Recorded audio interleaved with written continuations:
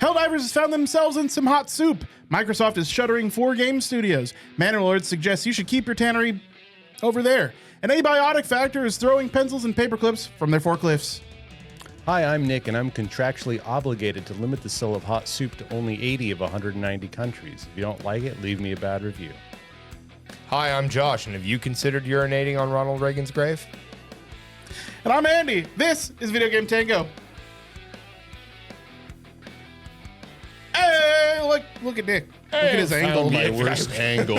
Yeah. That was weird. An attempt to look strange. Hello. No, How is you? The amount of times that I actually look at you at the start of our And I'm just podcast, doing something you're just dumb. you're like, I don't know It's if you've really caught fun. it, Josh, but he's usually doing something. Yeah, no, that's kind of the first time I looked. I figure if I capture every one of my worst angles, I will by default know my best angle. Yeah. The missile knows where it is by knowing where it isn't. Exactly. We have actual news to talk about today. Stuff has happened. We're not just going to wax poetic about whether games should. Well, it turns out when we take a break, all the news happens. Like, that's just the way it fucking is, I It's guess. illegal. Somebody should vote against that. We have Helldivers to talk about, and he's got Microsoft brouhahas to talk about. We played multiple games we want to give reviews on. Lots of good stuff. Yeah. And I believe we plan on starting with the most democratic of all Quite. issues. If you have not been paying attention, there's a company called Arrowhead Studios that a while back made a game called Helldivers. It's kind of parody of fascist Starship Troopers. It did okay, but then they made a Helldivers 2 and it blew up. It's a heck of a lot of fun. It's funny. It was a great co-op game. Everybody played together. And it got way too big for its britches. Company was not ready for it. And this company, Arrowhead Studios, got the rights to make the game from Sony, who owns the IP.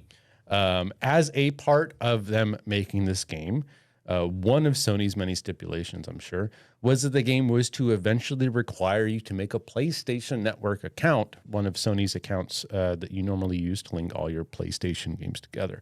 Now, Helldivers was released on PlayStation, but more importantly, it was also released on PC. And it is not really a common thing that you make a PSN account for PC games. Yeah. Now, I will do my best to kind of list out the facts as I know them, which I have approximate knowledge of many things. So roughly 20% of these will be off. But the general idea is that the game said in its EULA and on its Steam page in a box on the side that this game will essentially need a PSN account. Because the game blew up so hard and got way more players than Arrowhead was expecting, it was delayed, the requirement for a PSN account, almost 3 months, if not more than 3 months after release. They had so much catch up to do, bugs to fix their servers, that it was on the back burner. But the thing is that Sony gave them money to make this game. They're a publisher, and they want you to have an account. So eventually they kind of forced Arrowhead's hand, quote unquote, and we'll get to that in a minute, on making this a reality, despite pushback from Arrowhead as far as I read. So it happened. Now, PC gamers are a finicky bunch, to put it gently. And there was such a clapback that after multiple attempts of Arrowhead community managers and devs and whatnot trying to, quote unquote, speak reason to the audience, it's not that hard to make an account, doesn't take that much time. It didn't work. And some people at Arrowhead basically said, look, if this is so much it's going to ruin the game for you, the only reasonable outlet we can think of is that you review the game negatively on Steam, right? Or wherever you bought the game. And so people did that. 200,000 plus negative reviews absolutely tanked the ratings. And it was such a big deal and got so much attention that Sony decided to actually pull the plug on requiring a PSN account. So that's what we know happened. They essentially were kind of forced to do it. They tried to push back against players not wanting to do it, eventually capitulated, and Sony pulled away. So now we're at the stage where they're trying to asking players, okay, take away your negative review. We did the thing you want. That is happening. Why did this happen? What was it for? How should we feel about it? We don't really know why, but I have some good ideas. Your data as a consumer and your activities and your habits are one of the best things a company can get for you. because they normally get it for free and they can sell it. So one of the major complaints against making a PSN account, if you don't already have one, it's yet another company data mining you to sell to advertisers. And it's a company that has, like almost every major company, had data leaks and hacks where that information then gets leaked out. So there's a middle ground, reasonable objection to wanting to make a PSN account. Another objection, because we're all free citizens, is that you didn't want to, right? Totally. Yeah, it only takes a few minutes. Sure. It's not that hard to do. Some people just don't want yet another program on their computer that launches a game or ties them to another thing. The third and most serious reason why you wouldn't want a PSN account, and in my opinion was the most egregious, is that something like 79 or 80 countries in the world can actually make PlayStation Network accounts, which leaves over 100 countries. It's like 190 or 180 or something like that we were talking about. I think 190 is like all the countries in the world. And Yeah, then like 80 it's of like them 120 can't. or something. Okay, It's like- it's a ridiculous amount. It's a The lot. entirety of the Baltics, every African country but South Africa, all of the Philippines, just off the top of my head, we're likely talking about hundreds of thousands of players who are basically looking at not being able to play the game they paid for at all because you need a PSN account to play, right? This game managed to bring together PlayStation and Xbox users with the idea that Xbox was going to get this game eventually. They could help bring reinforcements. It's one of those few games that crops up every 5-10 years where the console wars, quote unquote, are thrown out the window and like, oh, hell yeah, let's all join together and kill bugs and robots. It's like Christmas Day in World War I. Exactly. You can play a game of soccer and share a meal. And it never you know? even came out on Xbox. No, and there right? were a ton of memes about getting the Halo players in. You know, Halo players are ready. They're locked and loaded. And yeah. So why did this happen? Again, I think that Sony wanted a few things. One, free data to sell. Two, it helps pad their numbers for their shareholders to say, look at all the people that joined PlayStation Network. Please increase our stock prices, please, so that we can cash out and make a bunch of money, right? Because at the end of the day, this is all about money. Yeah. Sony doesn't want you to join PSN for any reason other than money. So a lot of little reasons why you wouldn't want to make a PSN account. Some are way more egregious than others. At the end of the day, like, you guys don't own the game, but if you found yourself in this situation, how do you personally feel about it? What would you do in this case?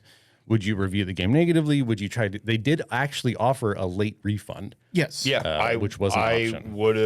I would have made a negative review saying my displeasure, and I would have asked for a refund because it's making me do a thing that I don't want to do in order to play it, and that's not what I signed up for. I mean, it's technically what you signed up for. It's really hard to notice it. Yeah. Right. Yeah, and like they do that on purpose. It's not like Sony didn't make money from every game that was sold, like they did. So like, say it's like, oh well, we put our money in it, so it's like, well, honestly, yeah, but we paid you. Yeah, but we paid you, so get fucked. Like it's just, yeah, I don't feel bad for Sony at all. Good. I'm glad it worked. Let's keep doing this.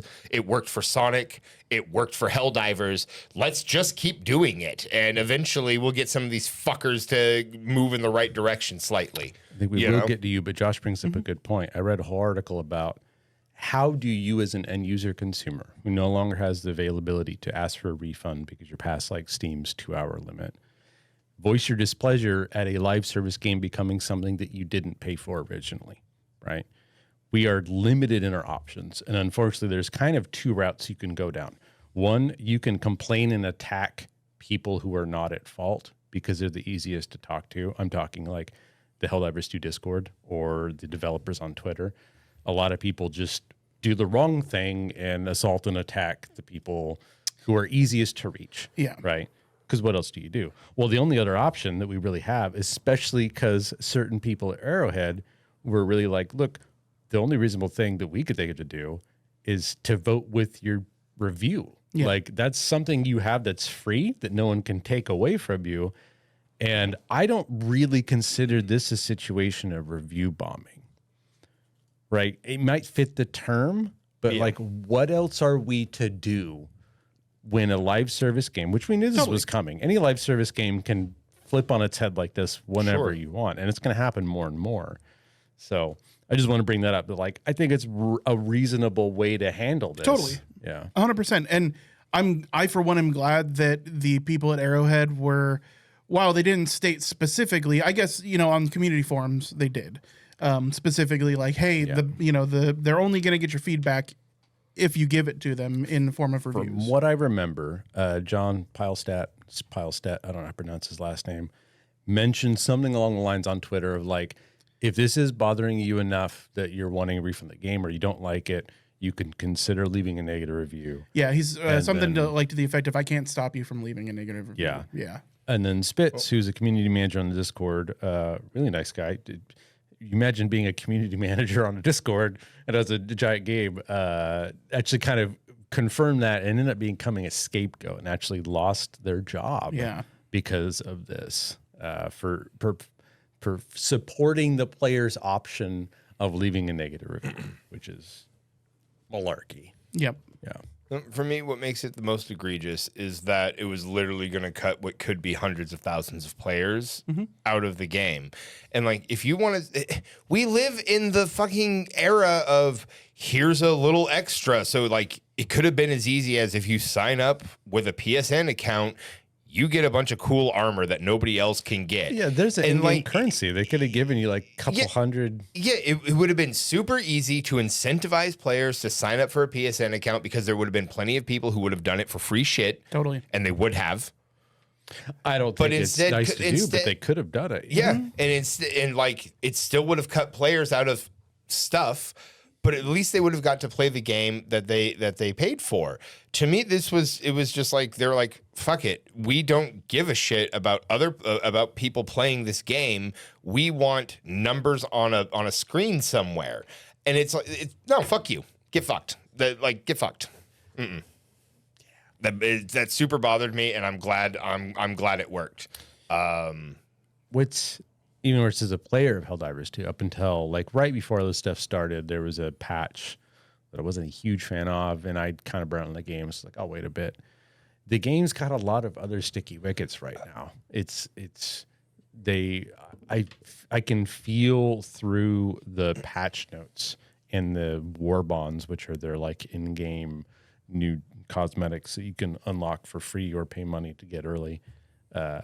Arrowhead is under a lot of pressure. Like they have an entire team that's like, I think seemingly required to release a war bond every month.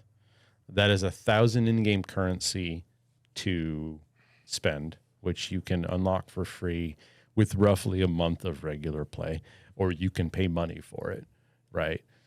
It's one thing to be like, oh yeah, we've got free battle passes, but it's another when you come up with a new one every month and you glut the market, and it's like you're trying to force people to be like, well, I can't keep up, I might as well pay money, right?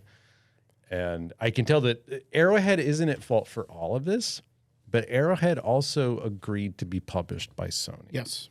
They had to if they wanted to make Helldivers 2, because again, as far as I'm aware, Sony owns the IP, but there's only so much pull they have, but I don't know if I can really blame them, because again, they're kind of a smaller studio. Like they were not expecting nearly as many people to play this. They had, I think, they're definitely, like it feels like a meat 12,000 shield. maximum players in the first Halo or the first Helldivers.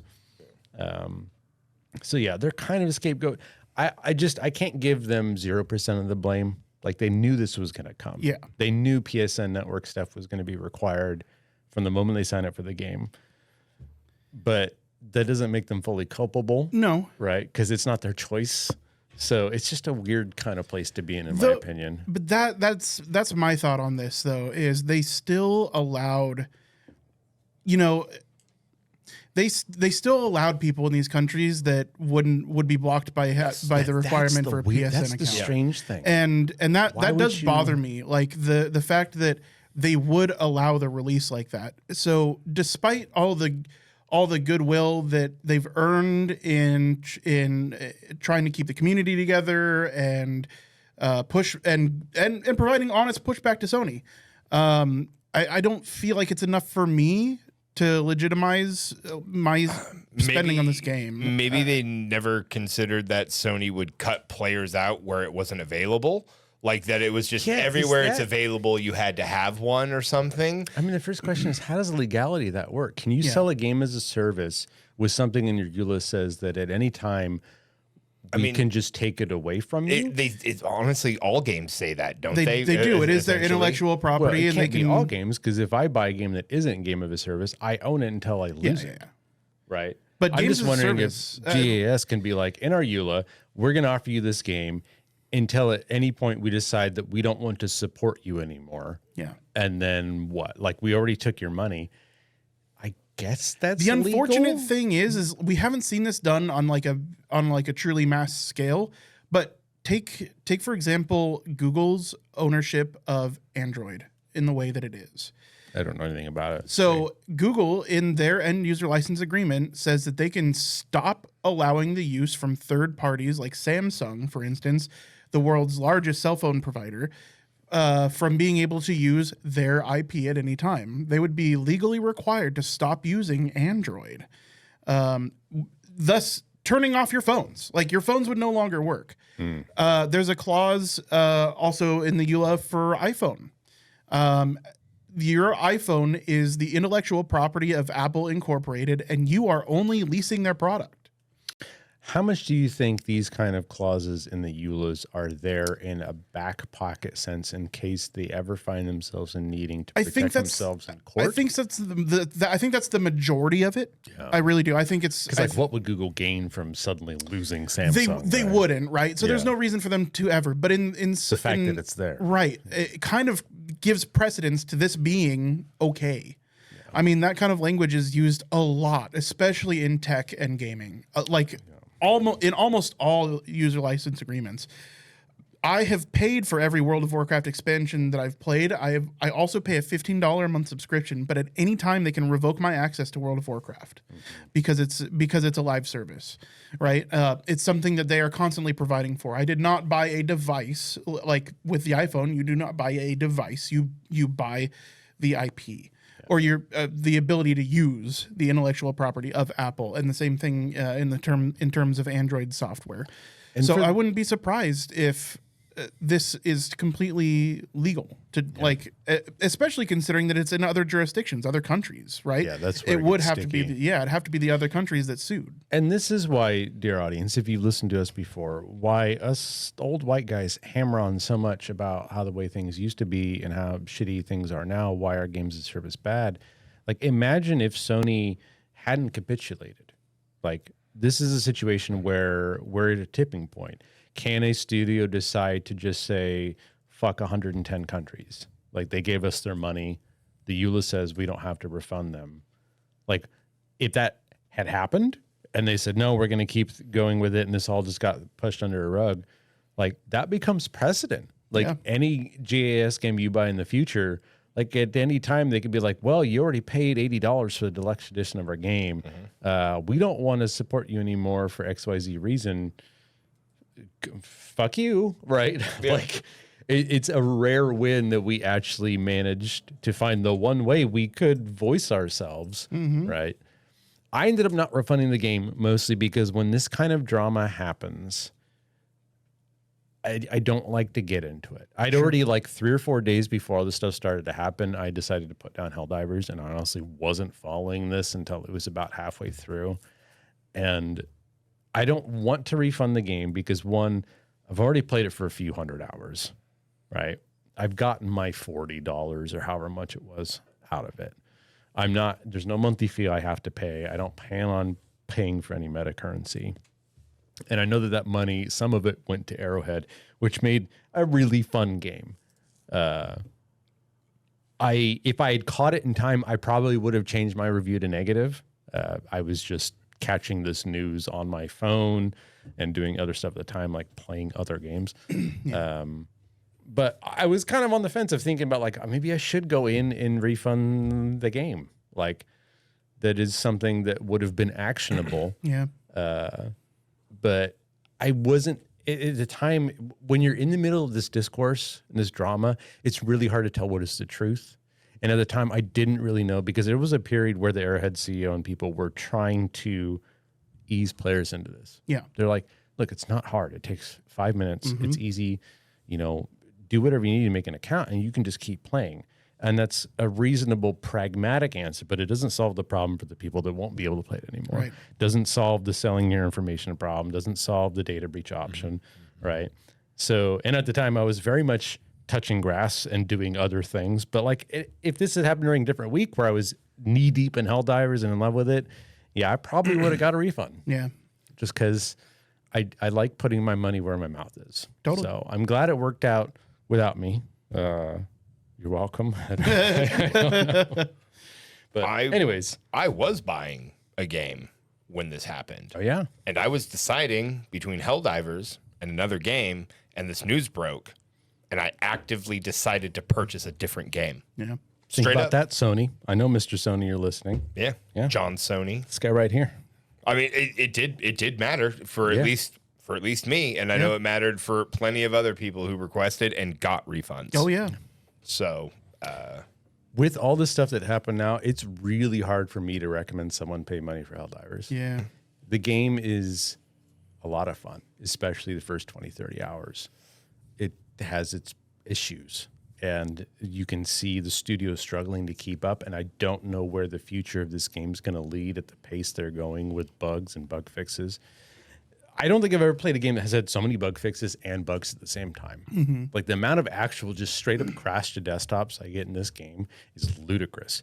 But every patch, which comes frequently, fixes literally dozens of CDD crashes. Yeah. It's like, where are all these bugs coming from? And good Lord, are they fixing them quickly? It's like fucking Willy Wonka's evil time thing flying past you. You're like, oh God.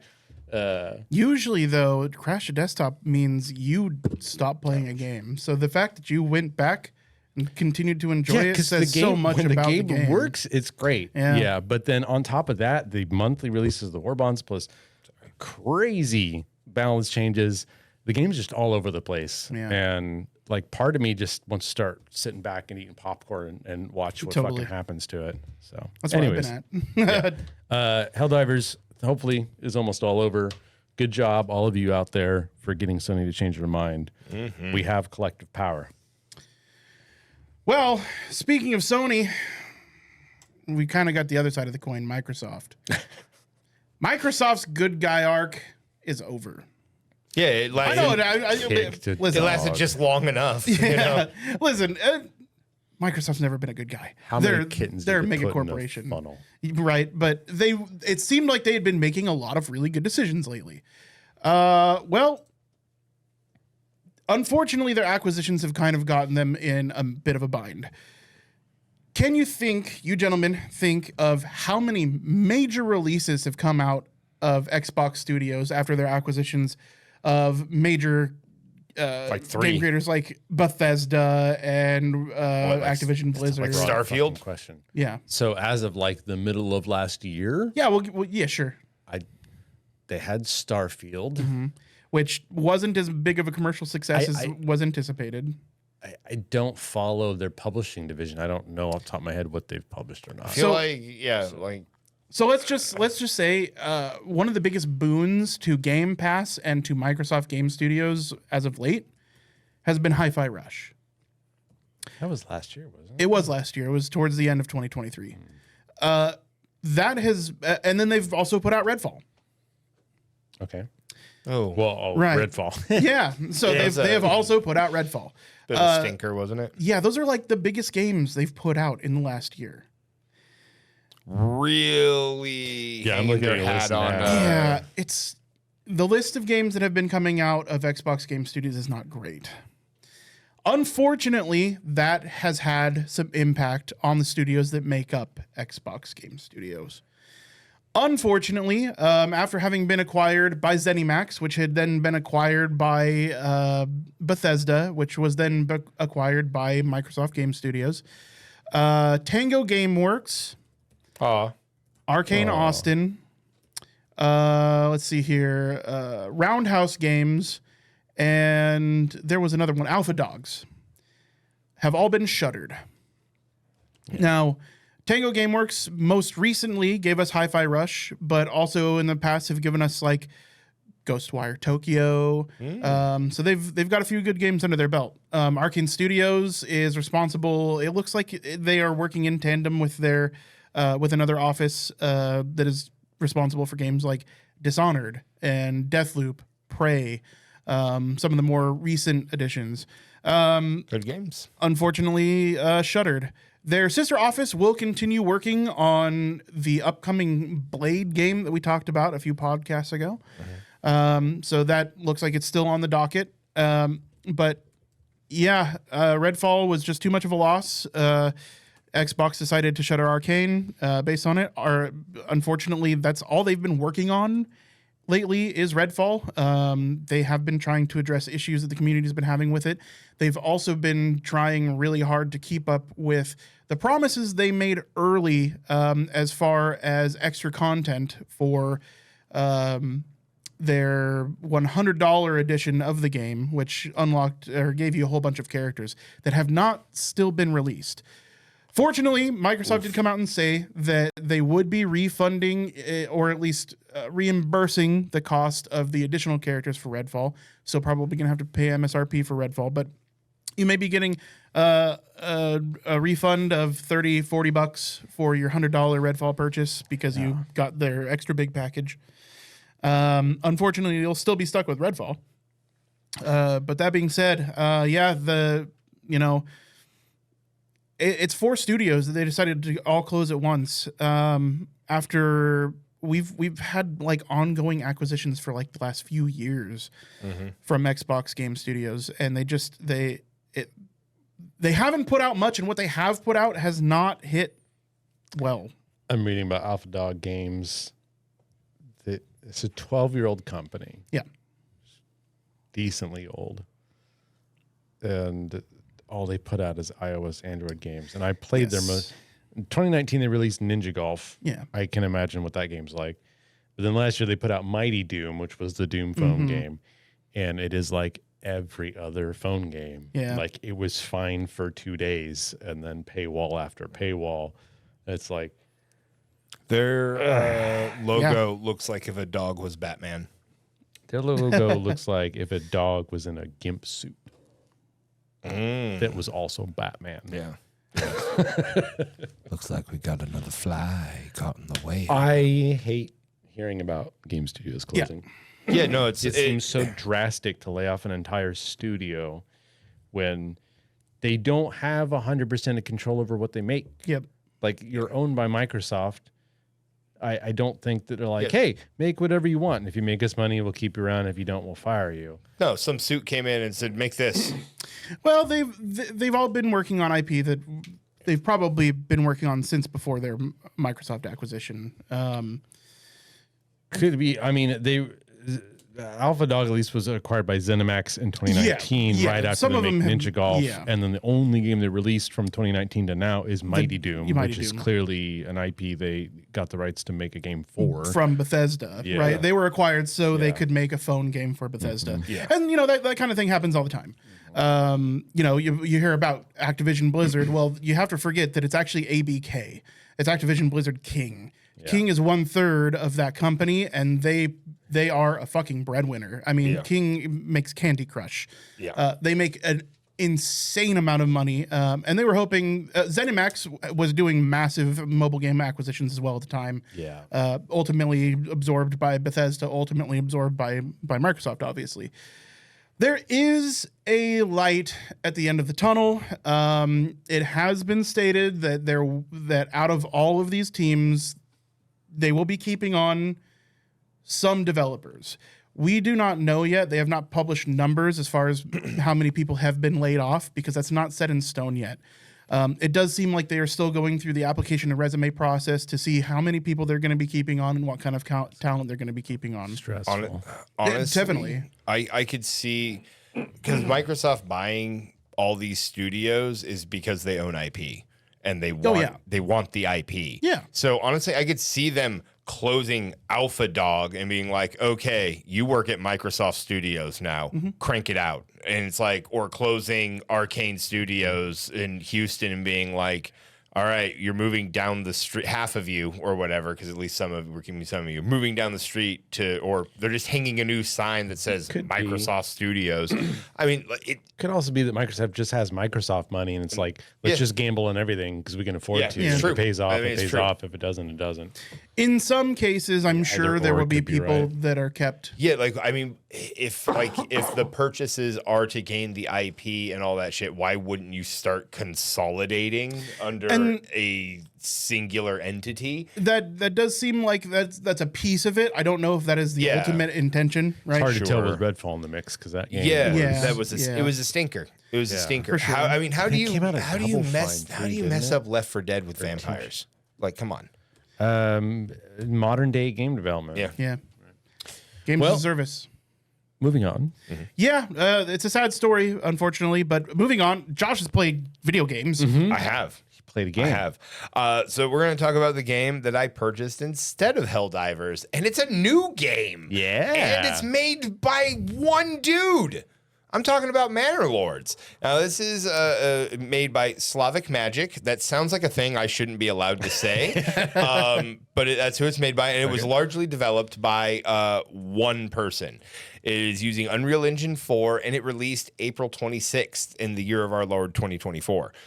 So right now, guys, today, well, I mean, as of recording, it's still on sale. You can pick it up for $29.99, a steal. I have had so much fun with this game. I haven't played a lot of city builders. I'm a 4X man. I'm very experienced in that. I like my X's. I made him say it. Some of them I do. I've been drinking. Some of them I do. But I am very experienced with the idea of a 4X. I'm not super experienced with like a city builder or like a railroad tycoon or a theme park tycoon. You don't care about no byways. Yes. So this is kind of my first real getting going with that. And it's also, this is cozy gaming for me. I never really got the idea like the haunted cupcaketeer or whatever. You know, I'd never remember that popular game. Good enough. That's really close. That's the one. You got it. Nailed it. Or like Animal Crossing. Like Animal Crossing to me would be fun for a couple of hours, but then I'm just gonna, I'm gonna poop out on it. I literally spent an hour and a half making roads, and I was just having fun. It was just the most fun. I did this. I followed one of my people leading an ox. I was like, where are you going? Where's he going? And it was the best. So super immersive. Loved it. Love it. Love it. Love it. A really easy to use AI, really functional, super easy to get and understand how things are working. A really fun character builder at the beginning where you get to make like your sigil and all that. Hopefully there comes more of that. It's in early access. Everything is very bare bones. So fun, having a great time. One complaint is I've had to watch anytime I need to know how to do something. There's no tutorial. It needs a robust tutorial where you start off playing the game and it runs you through everything that like I've honestly, I watched a 20-minute video and have gotten a pretty good feel for it. So just watch a tutorial video, but there's not a lot. There's a lot there, but there's not a lot of explaining how to do or what to do and to optimize things. This is how I know Josh is getting into his second phase of being a PC gamer. Yeah. Because I'm of the firm opinion a good tutorial is harder to make than a good game. Yeah, no, it needs a robust tutorial. You really got to start digging into YouTube for a lot of these games. What it has is not quite enough. That being like tutorial wise, that says what it has for content and replayability. It's all over the place. I am loving it so far. I even had I've had 2 battles. The first one did not break my way. The second one though, so I had 2 groups of archers and 1 group of spearmen. And how many people are about in these groups? So 20 in each. So I have 60. I have a small army. It's 60 dudes, and I have like 70 guys coming to fuck my shit up. They're coming for me. They want my logs. They want my clay, and I'm not letting them have to it. steal your soil. Yeah, soil. Yep, that's my soil. So I have my archers in squares lined up in a narrow column, like in a narrow spot where there's woods, and these guys are marching in. They're like club dudes. And I have spearmen waiting in the woods. And as soon as they start closing in on my archers, my spearmen hit them in the flanks. Flank him. I flanked. I would make a Josh is flanking. yeah, I'd make an all right battle captain. He's flanking. He's flanking. Flanking. It's great. Oh my god, is it so much fun? I get to farm. I've been enjoying the shit out of it. And good news is there's already an update coming in the works to fix a couple of the bugs, increase saw pit efficiency, and fix the storehouse bug where you have to break it and then rebuild it. So yeah, it's a lot of fun. So, give it a try. A couple things. One, out of a lot of the content I've watched a surprising amount of people that are actually like history nerds playing this game through a lens of a historian, and then talking about like how this game does a pretty damn good job of representing this 14th century quasi Europe style of building, like the way that like the backyards work in houses and burrows and all that. Two, if you had to split this game into a pie, how much of that pie would be 4X gameplay, city building gameplay, role playing, and like Total War style combat? Do you feeling it's an even balance, or is there like one of those categories that leans harder than the rest? I would say city builder is half. It's mostly city builder. Half the pie is city builder. Like 20% of the pie is like that large, like the combat, your Age of Empires style combat. That's Total War. Yeah, like at least for me thus far, it is. And then the 4X stuff where I'm gathering resources, I'm deciding on my specialties, I'm micromanaging, I'm moving people around, I'm expanding the realm. But in that, I'm also laying out that road work.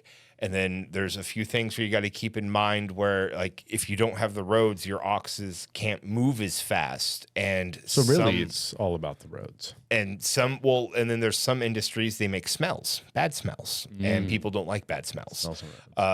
You need to manage the water, and there's Do you have to move the tanneries out of your town? So no, I literally made an industrial district. Like where it's like it smells bad over here. City. Yep. You know, I could see a game like this being like, like the tanneries and the leather refineries, like put that way over there. Yeah, and so it's definitely, I would say city builder is a big piece of it, because deciding what buildings are going where, but then a solid third is that 4X, because it is the micromanagement. It is making sure that your workers are in fact doing what you thought they were doing. Yeah, because all of a sudden, in a matter of a few months, if you're not paying as much attention as you should, or you're trying to expand into the next, I was like, all right, this is sufficient. I'm gonna try and expand into my next territory, figure out how I do that. And I was really focusing on that territory. I was like, this should be fine. It's running like a machine. Yeah. Come back 6 months later, like a third of the people have left. That it's just like there's no money, there's no food. No one's farming fields. It's all gone to I'm just like, oh my god, what happened? I was gone for like 5 months. So, it does require that micromanagement. So I recommend. We don't do 9 out of 10. We don't do that a lot. If you want, if you like city building, this is it for you. Especially if you like a medieval flair, this has something for you.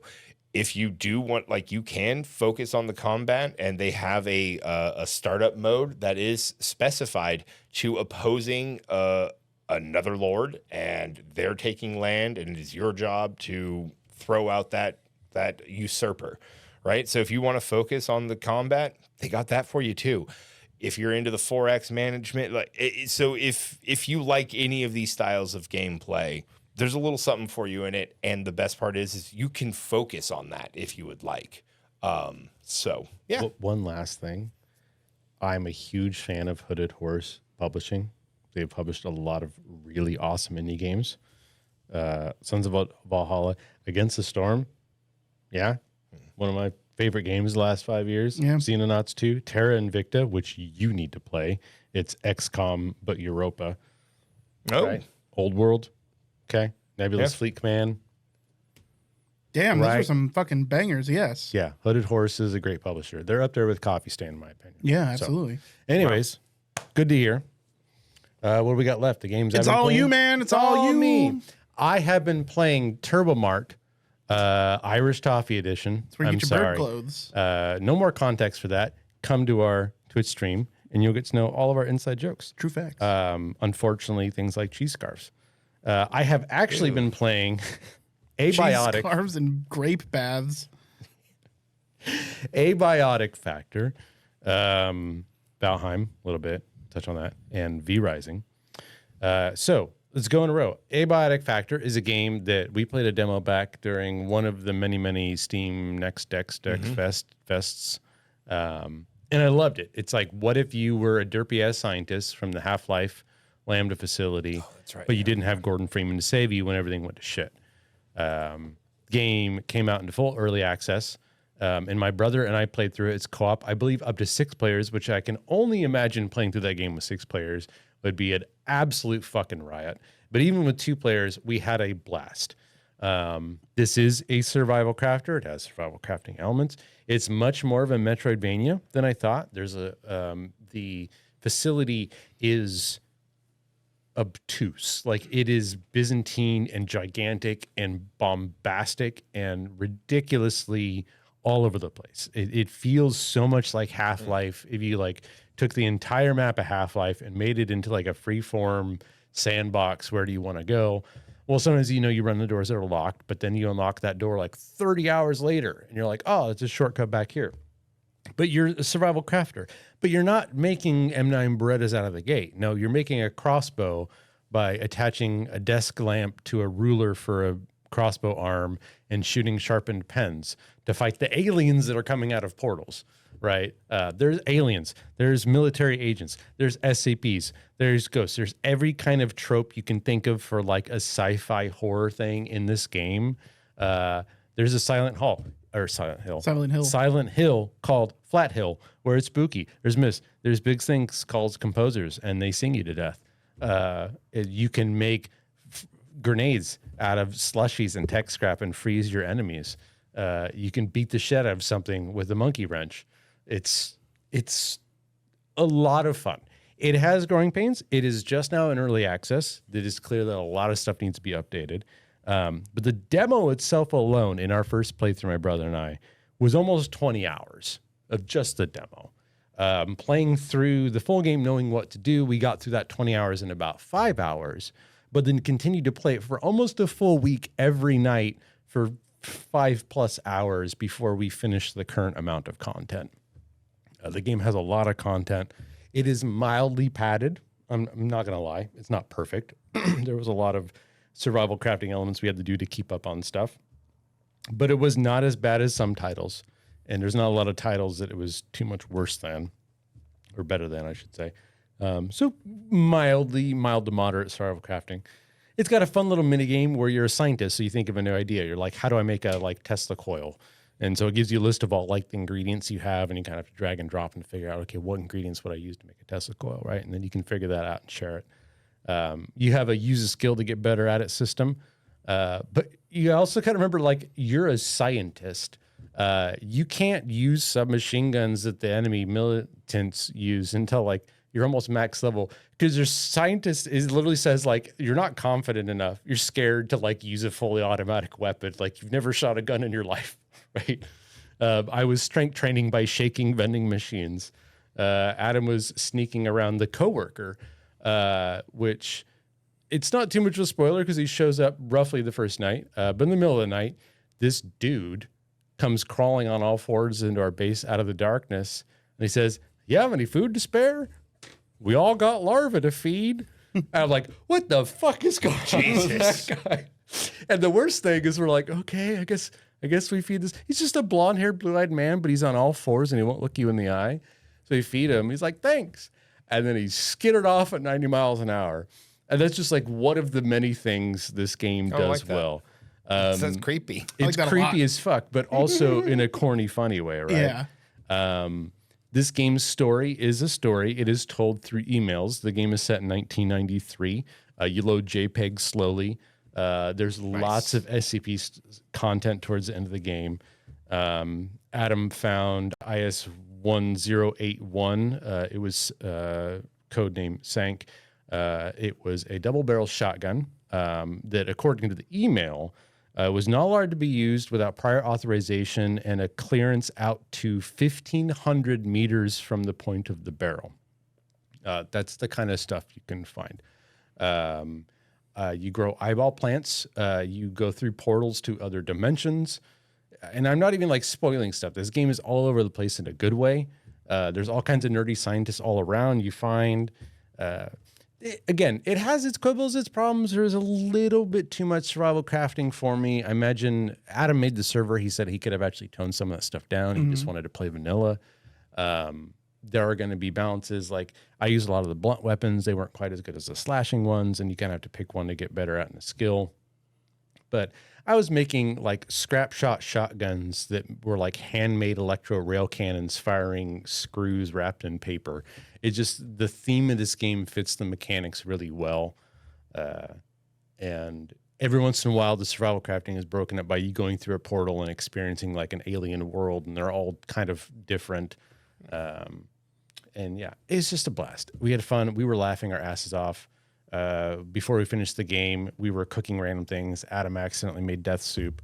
When you drink it, it's like, you know what's going to happen. And there's a 60-second timer. He made it out of some weird, strange alien fruit. I made one by putting tech scrap and glass into a pot of water. That makes sense. It's like, yeah, that'll kill you. Yeah. You need to grow plants, right? Well, how do you make fertilizer? You poop in it. Yeah. So you make a homemade toilet. There is a quick time event for pooping because pooping is one of the things you need to do.